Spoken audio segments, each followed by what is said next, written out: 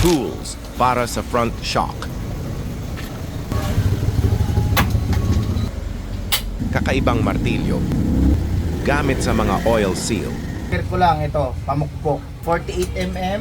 Tan ko ng oil seal to eh. So ito yung oil seal, sakto yan, ganyan no. Oh. Sakto yan dyan, yan.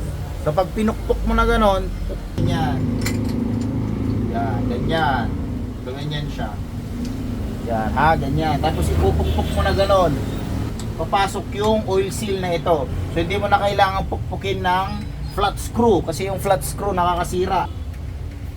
Ganyan lang siya, dudugtong na ganyan, iikot mo ng ganyan. Size, kada dirt bike, iba-ibang size na ganito.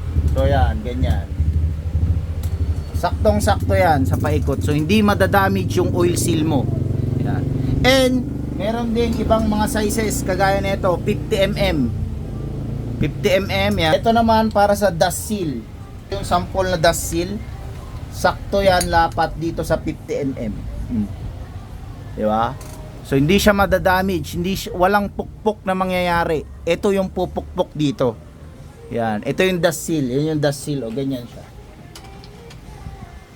I-twist mo lang para mag-lock siya, ayan. Then pukpok, pak.